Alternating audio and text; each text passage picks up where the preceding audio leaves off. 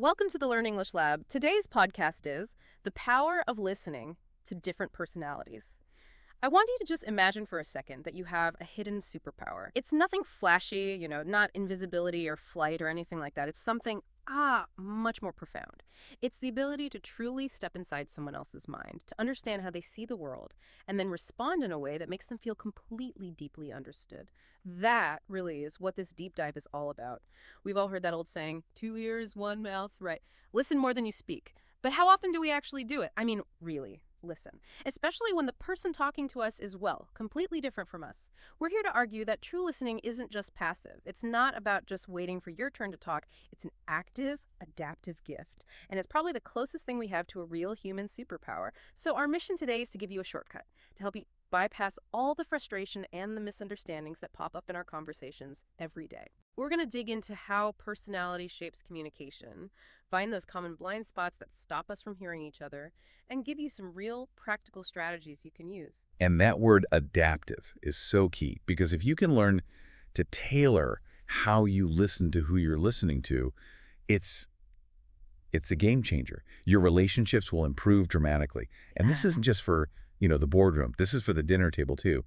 It's about moving past our assumptions to really hear what people are saying. That's such a powerful way to frame it. It's not just that we're missing information, we're missing connection. But let's start at the beginning. Let's unpack this whole idea of personality. When we talk about personality, it's so easy to just slap on a label, right? Like, oh, she's a people person, or he's just too intense. But the research shows it's so much more complex than that. It's this whole mix of our traits, our habits, our core beliefs that really defines how we see the world and how we express ourselves. A good way to think about it is like a personal operating system. Your computer might run on Mac OS, mine runs on Windows. They both work, but they process things differently. Okay, I like that analogy. It's the same with us. We each have these built-in preferences. It affects everything. Where we get our energy from being with people or from being alone, how fast we talk, whether we need time to think before we speak. All these little tendencies make up our communication style. That makes sense, but it also raises a question. If my operating system is naturally, fast and efficient, isn't it kind of exhausting to always have to slow down or reformat my own input just for someone else? It can be at first, Yeah. for sure. And that's exactly why we need to understand the systems, not just, tolerate them. That's where these frameworks can be really helpful. You hear about models like the Big Five. Right, like openness, conscientiousness, all that. Exactly. Or the MBTI, DISC, Enneagram. They all map the same basic truth. Not everyone thinks or feels or talks the way you do. The Big Five is great for looking at stable, long-term traits. But something like the Enneagram can give you deeper insight into core fears and motivations. And that's often what's really driving the conversation, isn't it? The hidden motivation. It's almost always what's driving it. And if you understand that structure, you can stop reacting to the communication style and start listening for the motive behind it. So once you understand that, your listening completely shifts. It goes from just waiting your turn to making this active choice to meet the other person where they are. Okay, let's make this more concrete. The research gives this great example of two friends, Aman and Priya. Aman is your classic extrovert. Gregarious, loves being in groups. And for him, talking is thinking. He figures out what he believes as he's saying it. He needs that immediate back and forth to shape his ideas. Right. And then you have Priya. She's the thoughtful introvert. She's more reserved. She needs that quiet time to reflect. She really thinks through her words before she says them. She needs to be clear in her own head first. And you can see immediately how that would clash. Absolutely. Imagine they're in a team meeting trying to solve a problem. Aman just jumps right in. He's brainstorming out loud, throwing ideas out there, taking up all the conversational space, because that's just how he works. And Priya, meanwhile, is probably still thinking about the first point he made. Exactly. She's processing it internally.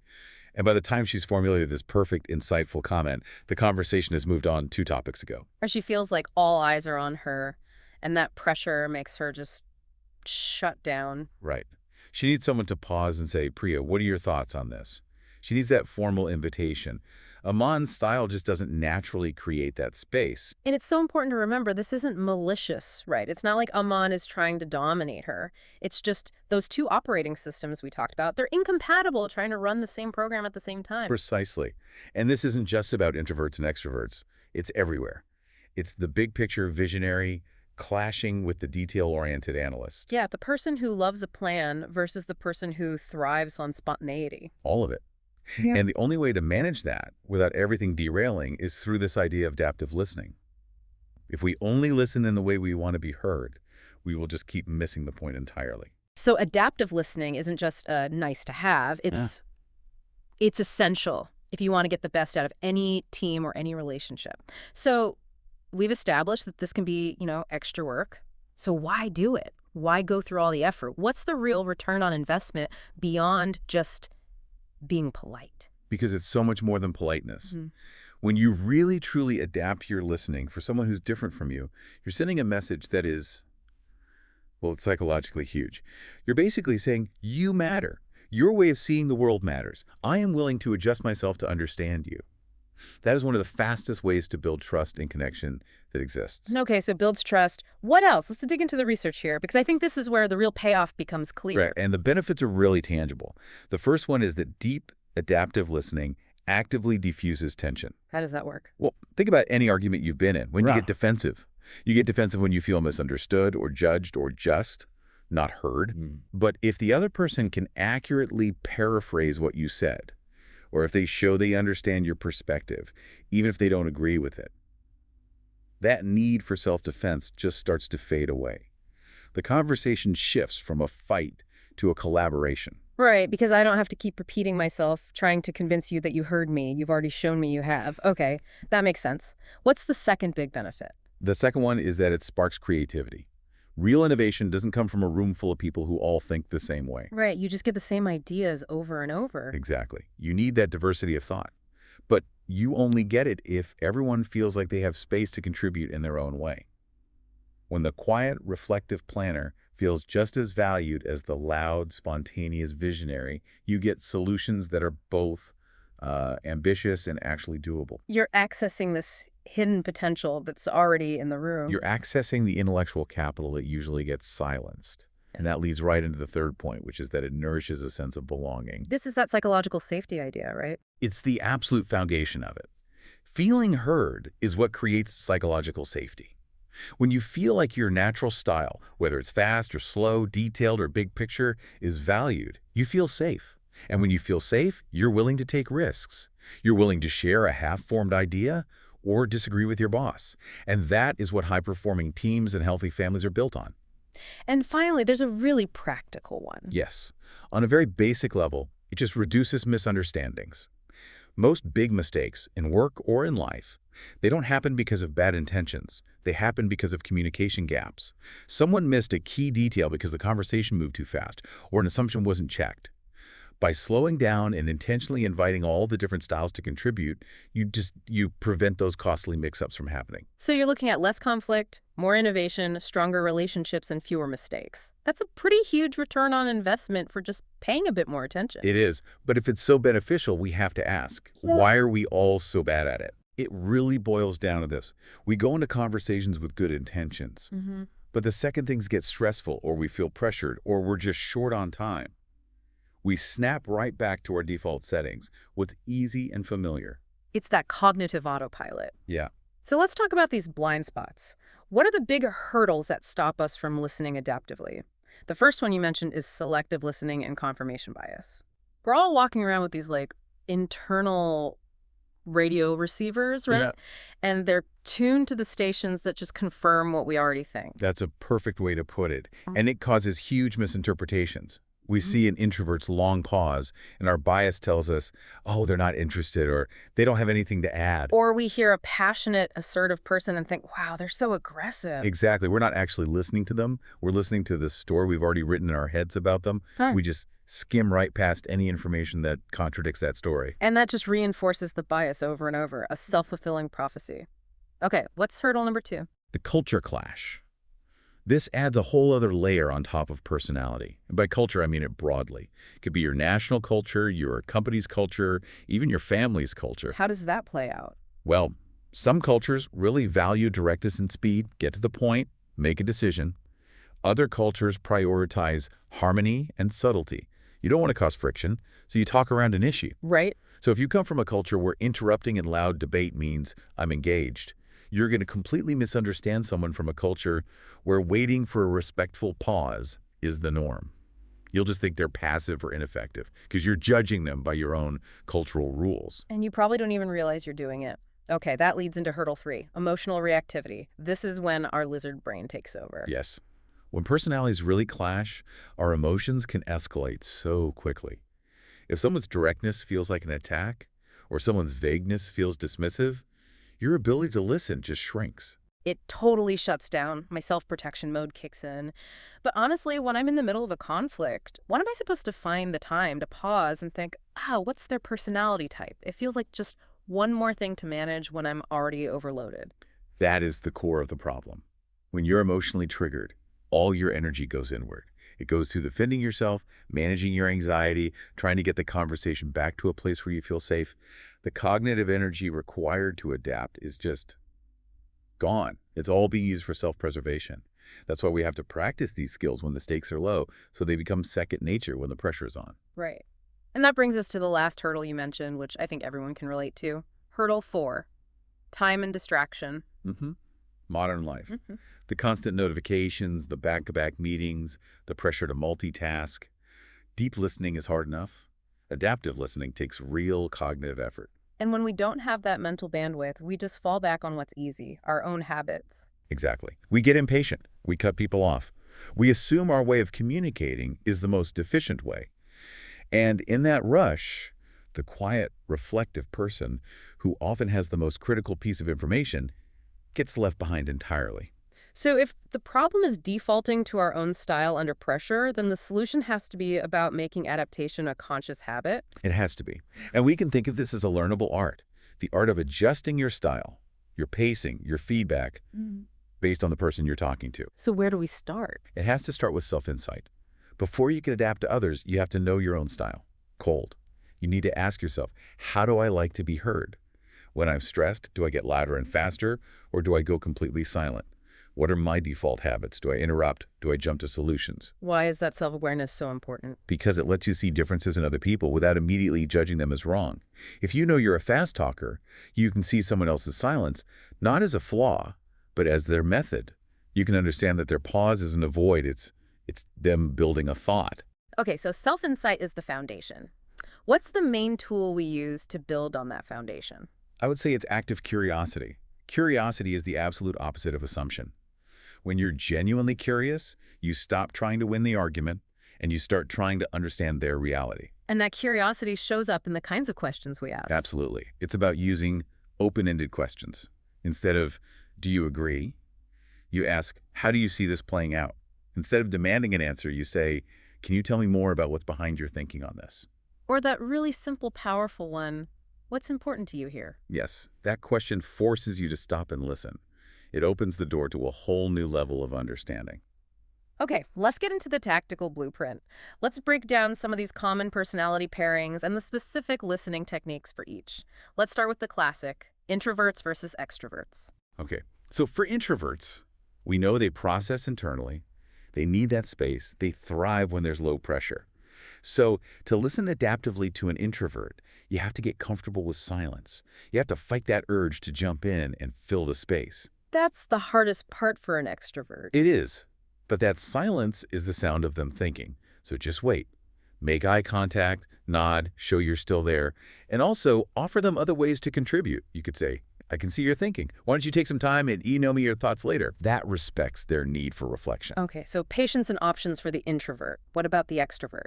They need the opposite, right? They process by talking. Exactly. They need that back and forth. To listen to them adaptively, you have to be an active participant. You can't just sit there. So what does that look like? It looks like paraphrasing a lot. It's that feedback loop they need. So you'd say something like, okay, so what I'm hearing you say is that the main problem is X, but the opportunity is Y. Is that right? You're helping them calibrate their own thoughts. Precisely. You encourage their brainstorming, but if they're dominating, you can gently redirect by saying, that's a great vision. Now, Priya, let's hear how that lands with you. Okay, next pairing. Big picture versus detail-oriented thinkers. Right. The big picture person loves the vision, the what if. They can get so excited about the destination that they forget to plan the journey. So when you're listening to them, your job is to help them land the plane a little bit. Yes, but gently. You don't want to crush their vision. You ask grounding questions. That sounds amazing. What would the first 3 steps look like? Or can you walk me through how that might work in practice? You're honoring the vision but asking for the specifics. And the detail-oriented person is the complete inverse. They live in the specifics. The plan, the risks, the sequence. That's where they're comfortable. And when you listen to them, you have to show that you value their specifics. Don't rush them. Don't call it nitpicking. Oh, that's a killer word for a detail person. It is. Instead, you honor their thoroughness. You might say, that was an incredibly detailed analysis. Could you summarize the top 3 risks you see for the rest of us? You're using their natural strength to benefit the whole group. Okay, I like that. Next up, assertive versus harmonious communicators. Assertive types. They're direct, they're opinionated, they want to make a decision and move on. To others, this can sometimes come across as intimidating. So how do you listen to that without getting defensive? First, you thank them for their honesty. I appreciate you being so direct about this. Then you have to clarify their intent. You might say, I hear your challenge on the timeline. Is your goal here to propose a faster way or to reconsider the project entirely? And you mirror their statements to show you heard them, like, okay, I understand you believe this plan is flawed, but, and this is key, you're not signaling agreement, just receipt of the message. But what if just asking to clarify their intent makes them even more defensive? Like, I'm questioning their right to say it. That's a great point. The tone has to be completely neutral. It's not a challenge. It's a genuine check for understanding. You're not questioning their right to assert. You're just making sure you've captured the substance of it correctly. It shows you're taking them seriously. Got it. Okay, now for the harmonious communicators. They're the opposite. They want everyone to get along. They hate conflict. And because of that, they'll often hold back their real opinion if they think it'll upset someone. So to listen to them, you have to proactively create a safe space for them to disagree. How do you do that? You have to gently invite it. They'll rarely volunteer it. So you say something like, it seems like we're all leaning towards this option, but Priya, I'm wondering if there's anything you'd change or a small concern we haven't talked about yet. It lowers the risk for them to speak up. I love that phrasing. Okay, last pairing. Analytical versus emotional responders. The analytical types lead with logic, data, facts, the numbers. So when you listen to them, you can't just dismiss the data. No, you have to validate it. But the adaptive move is to then connect their logic to the human impact. You might say, you're right, the data clearly shows this will save money. That's solid. Now, can you help us think through what this change will feel like for the people on our team? You're making sure feelings aren't ignored. And the emotional responders lead with those feelings. The relational impact is what's most important to them. And with them, you have to do the opposite. You must validate the emotion first, before you get to any logic or solutions. If you jump to the facts, they will feel dismissed and they will shut down. So you start with, it sounds like this was really frustrating for you. Exactly. I can hear how much this matters to you. You acknowledge the feeling completely. Only then, once they feel heard, can you gently transition to, okay, so what can we do about it? If you skip that validation step, the conversation goes nowhere. This is also useful. Let's talk about a real-world example of this in action. The research had a case study about a team that was totally stuck. Sam, the project manager, and Jenna, the creative lead. Yes, a classic clash. Sam was all about structure, lists, deadlines. Jenna was the visionary blue sky thinker who hated being boxed in. Their meetings must have been a nightmare. They were. Sam would try to nail down a schedule, and Jenna would come in with 5 brand new ideas that would blow up the schedule. Sam felt like Jenna was chaotic. Jenna felt like Sam was suffocating her. Nothing got done. So how did they fix it? Did Jenna finally learn to love spreadsheets? Not at all. The breakthrough came from adaptation. They didn't try to change each other's personalities. They changed the process. Sam started the meetings by giving Jenna the first 15 minutes to do nothing but share her biggest, wildest ideas. No constraints. So he made space for her style first. Exactly. And in return, Jenna agreed that after her vision time, she would help Sam fit the best ideas into his structured plan. Did they actually, name the phases of the meeting? They did. They called it the vision stage and the planning stage. And that's the secret, isn't it? They stopped seeing each other's styles as a problem to be fixed and started seeing them as different gifts. And they created a structure that made space for both. That's a perfect example of adaptive listening in leadership. A great leader isn't just a great speaker, they're an intense listener. especially to the voices that are different or quieter. This is so critical. Google's research on its most successful teams found that the #1 factor wasn't talent or resources. It was psychological safety. The feeling that you can speak up without being punished for it. Right. And that safety is created by leaders who listen like this. When a CEO pauses a meeting to ask a junior person for their opinion, or a manager follows up with the person who is quiet, they're building that safety in real time. And this isn't just about work. This is everything for our personal relationships too, right? So much of the confusion and hurt feelings comes from these personality clashes. It's at the heart of it. This is why things like Gary Chapman's love languages are so popular. It's another way of talking about adaptive listening. Are you showing you care in the way you want to show it, or in the way they need to receive it?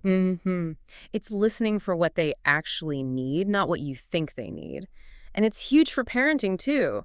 Trying to understand if your child needs a big group playdate to feel energized or an hour alone with a book to recharge. It's all about listening to the personality's needs, not just their words.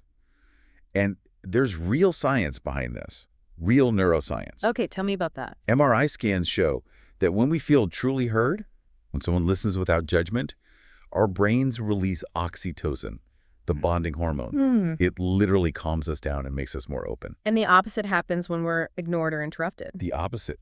Our brains get flooded with the stress hormone, cortisol. We go into that primitive fight or flight mode. It becomes biologically impossible to collaborate or think clearly. And this stress is different for different types.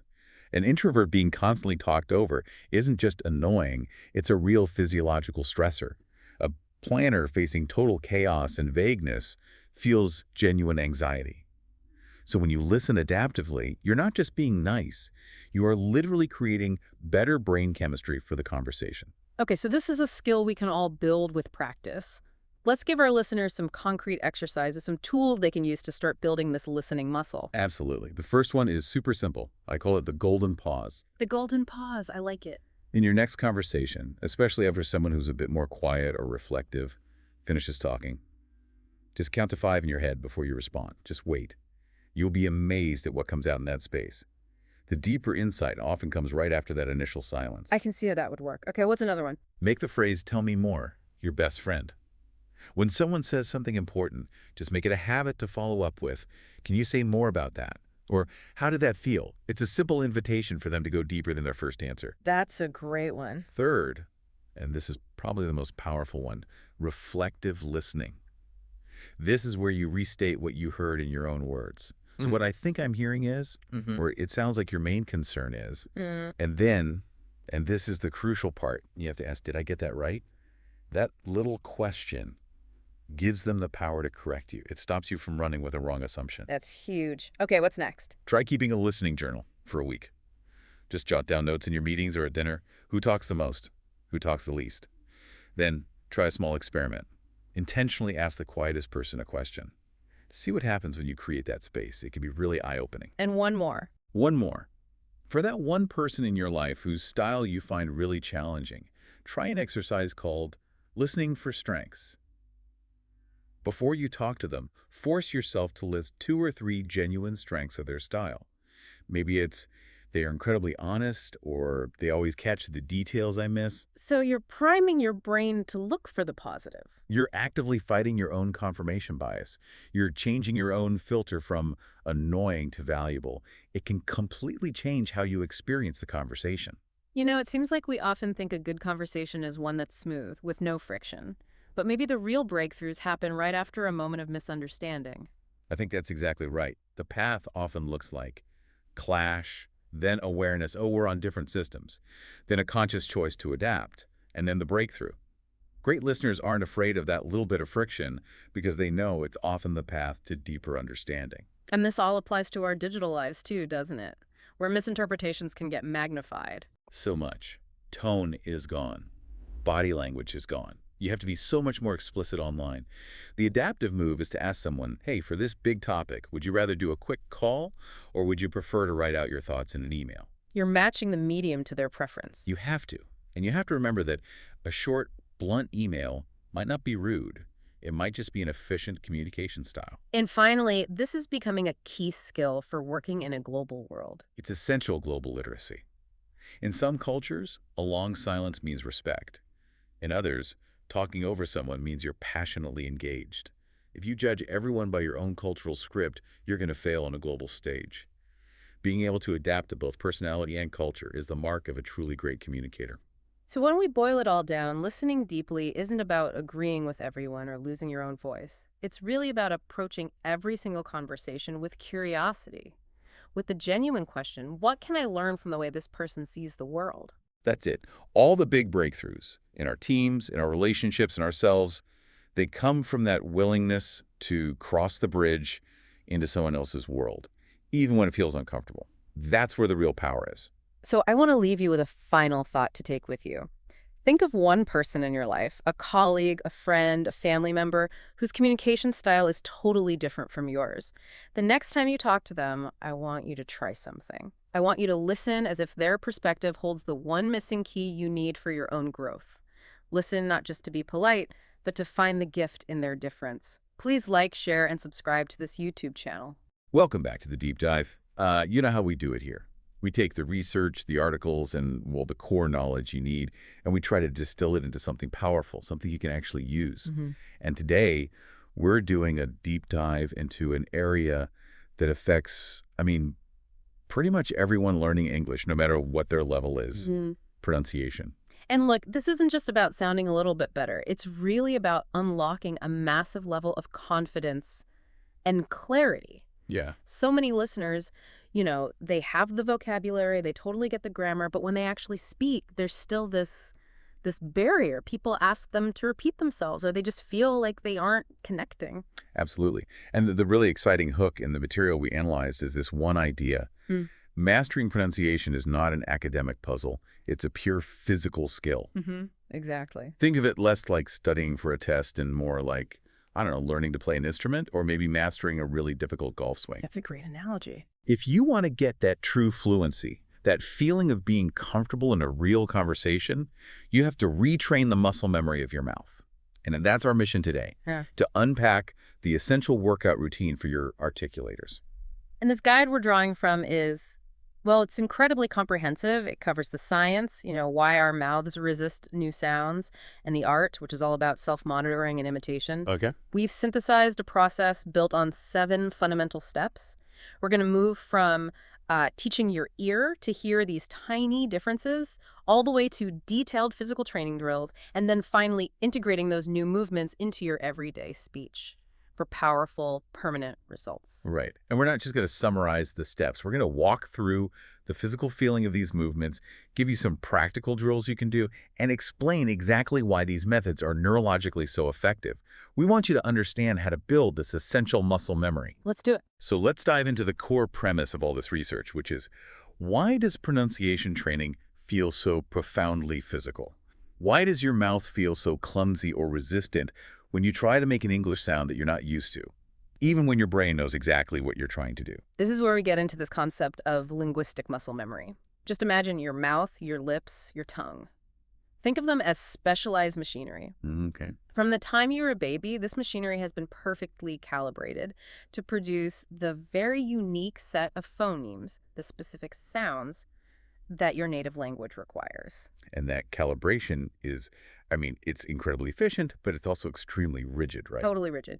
Your native language might use, say, 30 or 40 distinct muscle movements. Your body practices those movements thousands of times a day, every single day, for decades. So they become automatic. Comfortable. Utterly comfortable. And that comfort, well, that's the root of the challenge. When you try to introduce a new English phone that just doesn't exist in your native toolkit, let's say the difference between V and WU or a particular English vowel, your brain basically says, wait, hang on. I have a perfectly good, comfortable habit right here.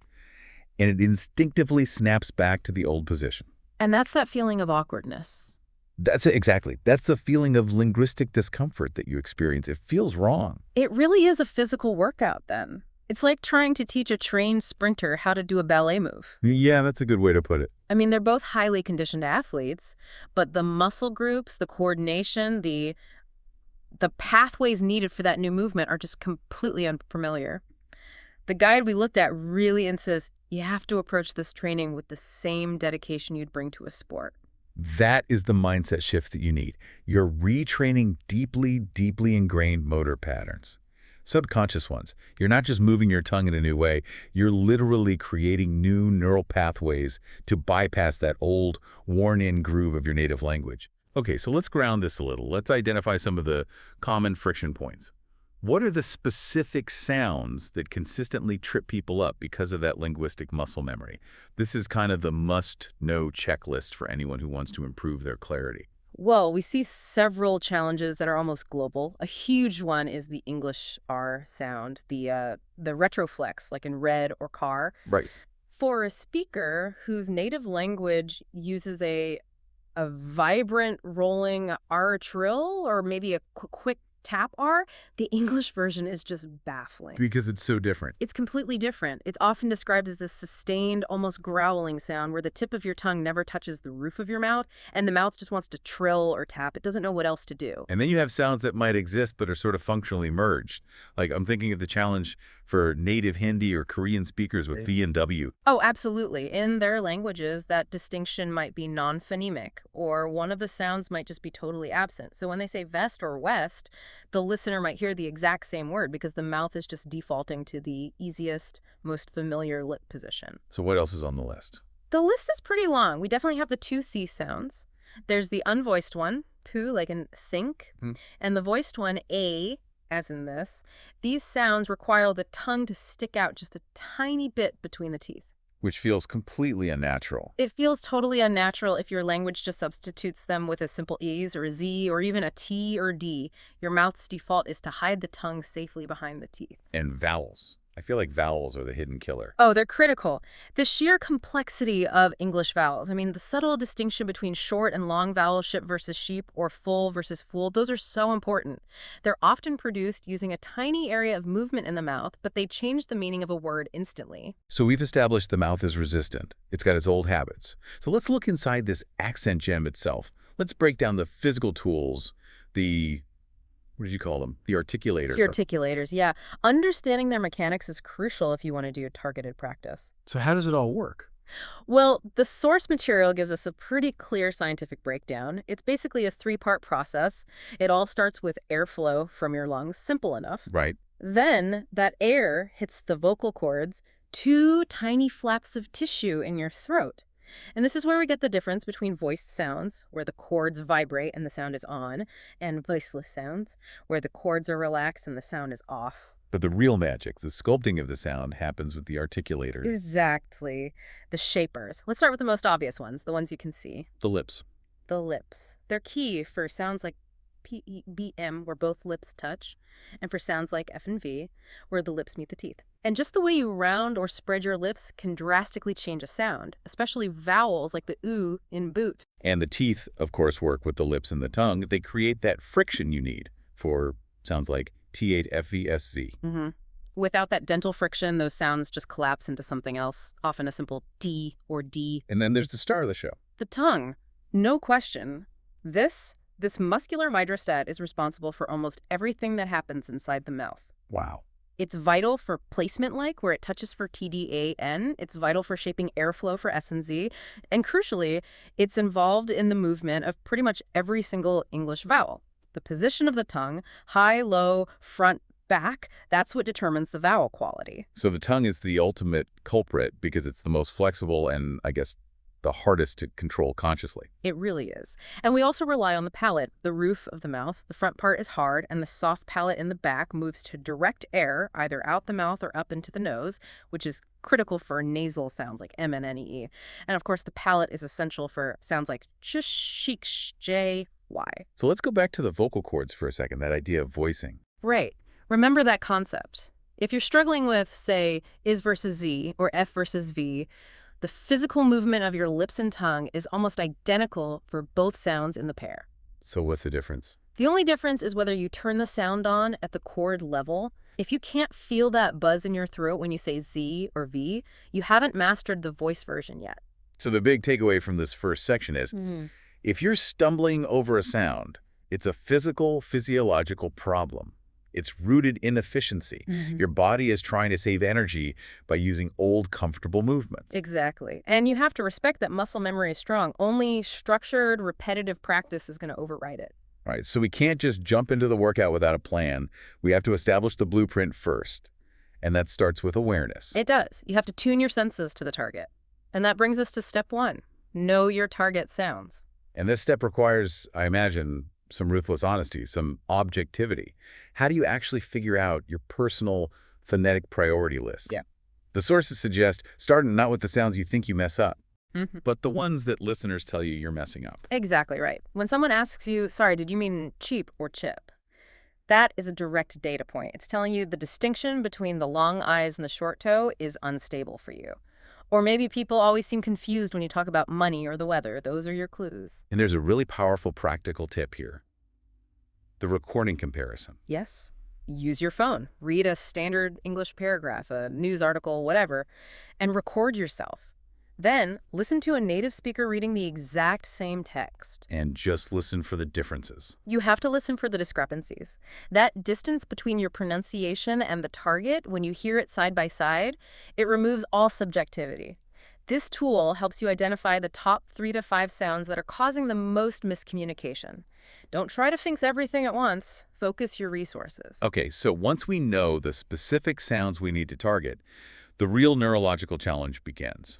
And that's step 2. Listen like a scientist. Because, as you said, we can't fix what we can't perceive. And this is where we have to confront something called auditory filtering. Your brain is literally built to filter out noise. And that includes acoustic differences that are completely irrelevant to your native language's meaning. So, for example, if my language doesn't have a difference between R and L, then your brain literally doesn't register the difference in the sound waves. It just lumps them into the same category. It filters it out before you're even consciously aware of it. so it's not that I'm deaf to the sound. My brain is just prejudiced. It's incredibly prejudiced. It's using its native wiring as a shortcut. It filters out necessary information because it thinks it's useless. So we have to force the brain to re-register these subtle acoustic cues. How do you do that? How do you defeat the filter? The material suggests some highly targeted training, and the first method is using minimal pairs. Think of these as your acoustic surgical tools. So these are 2 words that are identical except for that one sound you're trying to master. Exactly, like rice versus lice, or bet versus bat. By listening repeatedly to these pairs, and this is the crucial part, doing discrimination exercises where you have to identify which word was said, you force the brain to create a new category. You're basically telling your auditory cortex, no, these sounds do matter. They are distinct. And this process has to be intense, I'm guessing. It has to be. You have to do this until the distinction is undeniable, not just recognizable. You need to be able to hear it instantly every single time. Okay, what's the second technique? The second technique is more global. It targets rhythm as well as sounds, and it's called shadowing. It's incredibly challenging, but also incredibly rewarding. Shadowing. So you're like an echo. You're exactly like an echo. You play a recording of a native speaker, and you repeat it immediately, almost overlapping them. You're trying to copy the exact acoustic shape of what they're saying. So not the meaning, but the sound. Not the meaning at first, no. You're copying the speed, the intonation, the stress, the specific sounds. You're just trying to match the physical output. And that forces you to process the acoustic information, map it to a physical movement, and then execute that movement in real time. Yes, and it bypasses the analytical part of your brain that gets stuck on grammar and vocabulary. It moves the process directly into the motor system. And there are apps for this now, right? Oh, we are spoiled for choice. Tools like Elsa Speak, Pronunciation, Speechling, they're specifically designed to give you these auditory challenges and provide instant feedback on whether your ear is hearing the right sound or if your mouth is producing it correctly. You have to use the technology to test and retest that awareness. So we've trained the ear. But even with perfectly tuned ears, there's often this huge disconnect between what we hear and what we think our mouth is doing. Which brings us to the visual component. Step 3, analyze and mimic mouth movements. Right. You have to become a pronunciation detective. The guide really emphasizes that our internal sense of our articulators, our proprioception, is surprisingly poor. We don't have eyes inside our mouths. Exactly. We think our tongue is in the right position, but often it's off by just a few millimeters, and that's enough to turn a vowel or a consonant into something else entirely. So visual feedback becomes essential. We just stop relying on that internal feeling and start observing reality. And this is where modern media just shines. You can watch close-up tutorials of native speakers articulating your target sounds, and don't just watch passively. Use the slow motion controls. Yes. Use the speed settings on YouTube. Slow the video down to half speed or even quarter speed. Analyze the precise moment the tongue touches the ridge for an L or how far the lips round for an O sound. You're looking for microscopic details. And the mirror is your best friend. Or, even better, your smartphone selfie camera. The selfie camera is your primary coaching tool. Practice the movement in front of the camera, record yourself, and then play your recording side by side with the instructional video. Oof, that direct comparison sounds brutal. It is brutal, but it's incredibly effective. Are your lips rounded enough for a WOE? Is your tongue tip actually coming out for TH? Is your jaw open enough for a deep AH? This visual check instantly highlights the physical discrepancy that your ears alone might miss. You're visually proving to your muscle memory that the old habit is wrong. So this whole phase is about forensic preparation. You identify the sound, you defeat the auditory filter so you can actually hear it, and then you visually map the correct physical movement. Only then can we move to the gym. Precisely. Only once that blueprint is crystal clear can you start the physical training. Okay, now for the gym session itself. This is step 4. Building muscle memory. Awareness is one thing, but repetition is the currency of fluency. We have to turn that conscious effort into an automatic habit. And that requires deliberate, structured physical practice. This is truly the athletic approach to speech. I keep thinking about mastering a guitar chord.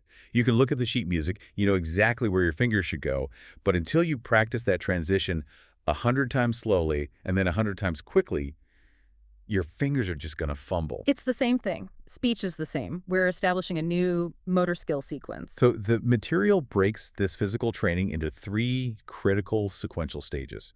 And the most important piece of advice at the beginning, the one a lot of learners skip, is isolate the phoneme first.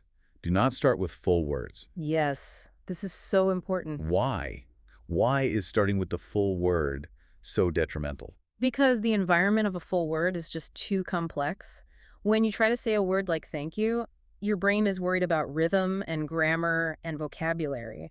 And it will immediately pull your tongue back to the old, comfortable chi position instead of the new position. So you have to practice the new sound in a vacuum. In a vacuum. Yeah. You have to establish its independence first. Let's use the decal example of the eat sound, which is a perfect illustration for this isolation phase. We've got the unvoiced E in think and the voiced E in this. Okay, so to master the sound in isolation first, the placement has to be perfect. You have to train your tongue tip to just gently protrude between your upper and lower teeth. You're not biting it, just lightly touching both sets of teeth. And for the unvoiced teeth, the think sound. Once the tongue is placed correctly, you just blow air softly over the top of your tongue and out past your teeth.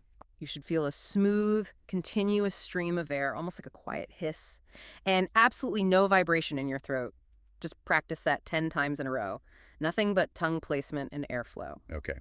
Now for the voiced one, the E sound. The physical placement of the tongue is identical. The only thing that changes is you activate your vocal cords. So put your hand on your neck and try to sustain the sound. You should feel a distinct, strong buzz. If there's a no buzz, you're making a us or maybe even a D. And the advice here is crucial. You have to over-articulate during practice. You have to. Make the movement big, slow, and dramatic. I know it might sound ridiculous and it will feel clumsy at first, but that exaggeration forces the new muscle movement to be registered by the brain. It makes the sound feel much more natural when you eventually reduce it down to conversational speed. Okay, so once you can consistently make the isolated sound, you move to stage B syllable drills. Right. This is the transition phase. You introduce a vowel, which forces the tongue to navigate into the new sound and then back out again without defaulting to the old habit. So you're just pairing the with all the major English vowels. The, the. These are your scales on the piano. If you can move from a vowel position into the position and back, you're building flexibility. And you start slow. You start these drills very slowly, make sure the placement is perfect before the vowel even hits.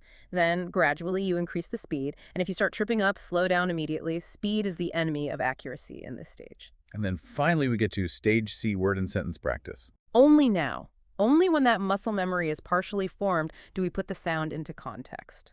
And this is where you use those really complex practice sentences, the tongue twisters. Tongue twisters are invaluable. They force rapid, precise transitions under high-speed pressure. So the examples the sources give are perfect for this. They force the placement over and over. 33 thirsty thieves thought about the thick thorn. Or whether the weather is warm, whether the weather is hot, we have to weather the weather whether we like it or not. Right. And that kind of rapid repetition where the "the" is right next to a "t" or a "s", it forces your articulators to make the distinction precisely. And remember the core rule: exaggerate the difficult sound in practice. Clarity always, always comes before speed. The speed will come automatically once that motor pathway is deeply grooved in. We've established the workout structure. Now let's talk about maximizing it, using sensory and tactile feedback. This is step 5, using physical feedback methods. These are tricks that speed up learning by giving your body tangible proof of correct placement. These methods turn learning into a multisensory experience. The first one is the airflow check. This is essential for distinguishing sounds that are acoustically similar but physically different because of breath. Like the difference between the P in pin versus the P in spin. Exactly. The P in pin is aspirated. It has a burst of air. You can confirm this instantly by holding your hand or even a small piece of paper in front of your mouth. When you say pin, that paper should move a lot. But when you say spin, it shouldn't. It shouldn't. That instant tactile confirmation tells you if you're producing the correct burst of energy. The same applies to fricatives like ses or the thres. You should feel a continuous, steady flow of air. If it stops or gets choppy, your placement is wrong. Then we have some object-based feedback. The pencil trick. This is a great hack for some sounds. It is. By holding a pencil horizontally between your teeth, you restrict how far your jaw can close, and you force a specific openness in your mouth. And that's good for what? It's great for practicing the difference between R and L, or for making sure you get enough jaw opening for tricky vowels. It basically forces your tongue to move independently of your jaw, which can really simplify the movement. And what about the straw exercises? Those sound fascinating. They are. Speaking or blowing air through a straw dramatically narrows the channel of air. This trains targeted airflow, which is critical for mastering fricatives like S, Z, F, V. It helps you find the precise placement you need to sustain a tight, directed stream of sound. It's all about breath control. Okay, with these tools in hand, let's do some focused deep dives into the hardest sounds. Let's start with the English R.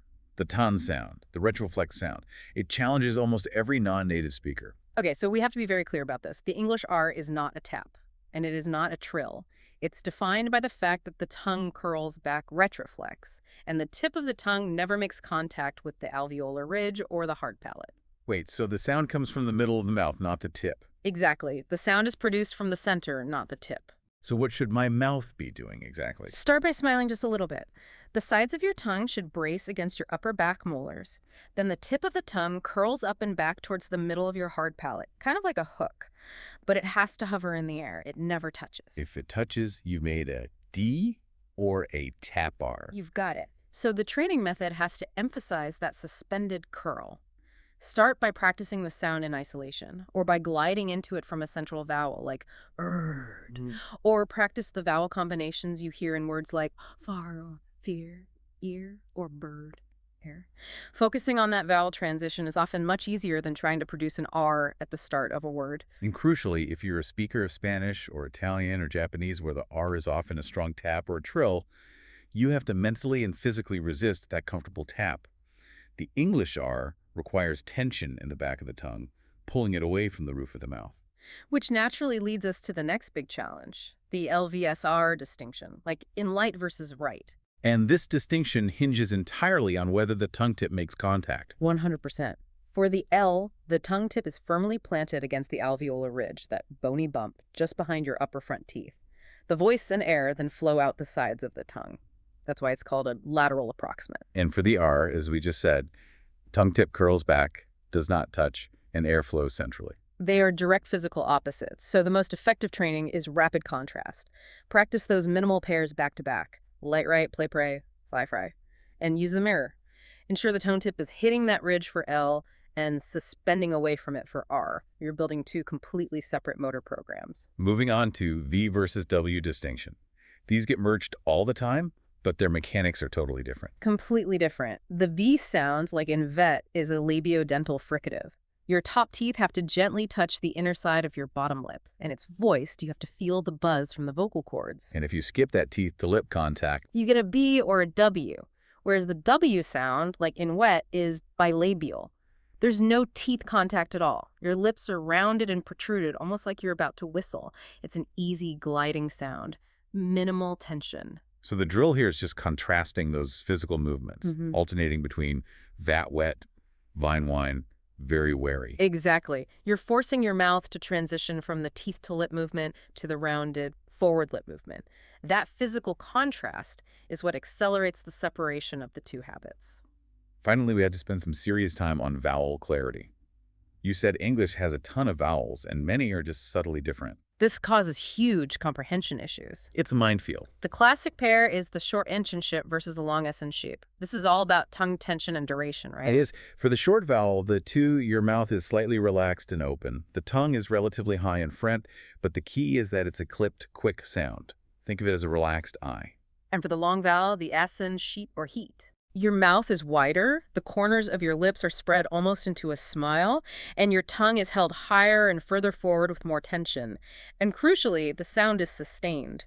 You hold it a little longer. So the practice is just using maximum contrast. Maximum contrast. Hold the long vowel for an extra second, and take the short vowel quick and relaxed. Hit versus heat. Full versus fool. The vowel system in English is incredibly complex, and mastering these minimal pairs often requires that kind of intense auditory and physical precision. Okay. We've built the skills in isolation. Now we need to stop treating our mouth like a lab experiment and start integrating these movements into fluent, spontaneous speech. And this requires structure. It does. That structure comes through a very specific daily routine. You need to cement those awkward conscious movements into seamless unconscious habits. And consistency here is far, far more important than intensity. So let's look at the sample routine. It should take, what, 10, 15 focused minutes a day? No more than that. And it Yeah. starts critically with a physical warm-up. Like stretching before a workout. Exactly like that. You have to prepare the articulators, gently stretching the jaw, the lips, the tongue, yawning big, making wide smiles, exaggerated chewing movements. These things increase muscle flexibility and bring awareness to the area before you start the difficult work. Okay, so after the warm-up, we jump back to isolation. Yep. Isolate the target sound 10 times. Perfect form. Follow that by combining the sound with a variety of vowels 10 times the th. And then into words. Then you incorporate the sound into 10 target words, choosing words where the sound is at the start, middle, and end. Then move to simple phrases or short repetitive sentences. And finally, a cool down. Maybe a gentle hum or some slow reading just to relax the tension you created during the drill. This all sounds like a lot of work. Yeah. And that brings us to step 6, persistence through play. If this process feels like a chore, you won't stick with it, and the muscle memory will just atrophy. The sources are totally clear on this. Persistence is the single greatest predictor of success. And because the work is slow and repetitive, you have to gamify it. You have to inject some fun to maintain motivation and reduce the anxiety that often comes with this kind of focused work. So what are the fun ways to maintain that persistence? Well, tongue twisters are your best friend. They force precision at speed. They take that isolated sound and put it under serious pressure. We mentioned the twisters, but think about ill and r. Red lorry, yellow lorry, red lorry, yellow lorry. No, that's a hard one. Saying that 10 times fast is challenging, it's frustrating, and ultimately it's very, very effective. What else? Singing songs. Music naturally exaggerates pronunciation and holds vowels longer, which helps immensely with vowel placement and rhythm. If you can sing a song clearly in English, your mouth is getting an excellent workout. And finally, imitating movie scenes. Yes. Find a short clip of dialogue, study the actor's mouth movements, and try to mimic their accent, their intonation, their rhythm exactly. It's a low-stakes way to practice integration and mimicry outside of a real conversation. Speaking of integration, we have to move beyond just individual sounds. A lot of people focus only on the phonemes, but the true secret to sounding natural, to connecting with the rhythm of the language, is mastering intonation and stress. This is a huge realization for so many learners, and it's arguably more important than having a perfect sound. English is a stress-timed language. Which means we don't give every syllable the same amount of time. Exactly. We stretch the important syllables, the content words like nouns and verbs, and we compress, shorten, and often reduce the unimportant syllables, the function words like articles and prepositions. And that creates this noticeable, almost marching rhythm. It does. And it's a huge contrast with syllable-timed languages like Spanish or French, where every syllable tends to get roughly the same weight. If you speak English with a syllable-timed rhythm, you can be phonetically perfect, but you'll still sound a bit choppy or unnatural because you're missing the music. So how do you master this? You have to train your ear to spot the peaks and valleys in the speech melody. Practice reading simple poems or song lyrics out loud. Tap your foot or click your fingers to mark the stressed syllables. That physical rhythm training helps you internalize the cadence. And you also need to learn the common reduction patterns. This is where fluent speakers sacrifice textbook clarity for speed. We don't say, I'm going to the store with 4 separate stresses. We often reduce going to bonnet to gonna. Or want to wanna. Yeah, right. Or have to have to. Ignoring these reductions can make you sound overly formal or robotic. You need to train your mouth to use the schwa sound, that lazy, unstressed vowel sound, in those reduced syllables. For instance, the A in the word about is almost always a schwa, shejbat. Learning to relax your articulators on unstressed words is the key to mastering the English cadence. So if you're shadowing a TED Talk or a news broadcast, you need to pay attention not just to the consonants, but to which words are getting stretched and which words are getting swallowed. That's the rhythm of natural speech. That's it. And finally, we get to the accountability piece. Step 7, tracking progress and leveraging feedback. You have to measure your results to stay motivated. And the sources strongly recommend regular recording. Not just when you think you've fixed a sound right, but making a weekly appointment to record yourself reading the same diagnostic passage. Yes. By comparing this week's recording to last month's, you bypass that frustrating feeling that you aren't improving day to day.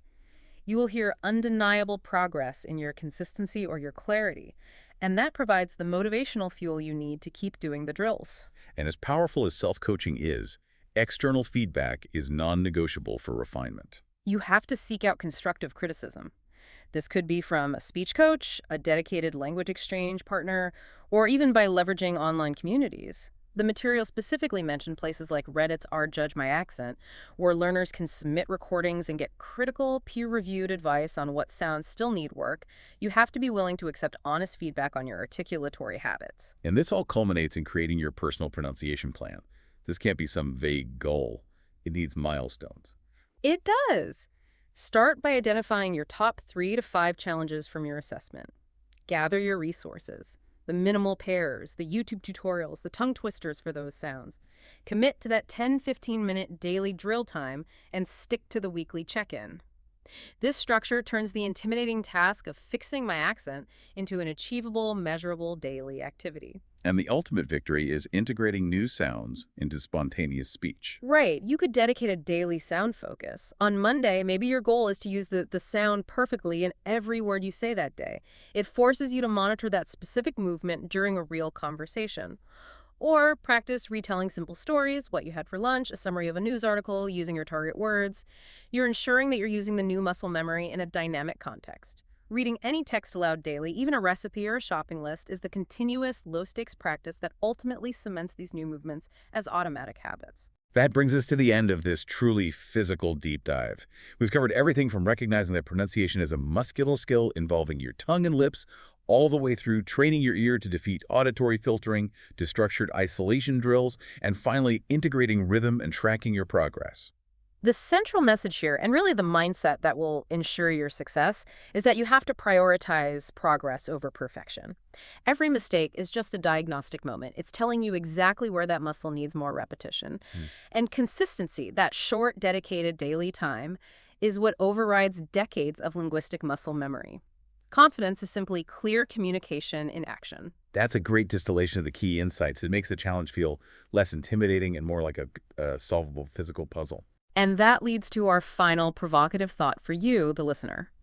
We've focused a lot on the mechanics of sound, but the sources subtly hint that mastering a new accent is also a psychological shift.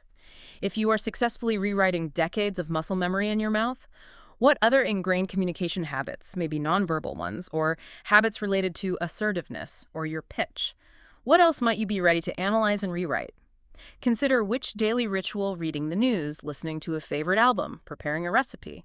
Which one can you transform into your dedicated 10-minute pronunciation workout starting tomorrow? The transformation begins when the drills start. Get practicing and let your confidence shine through. Thank you for joining us for this deep dive. We'll see you next time.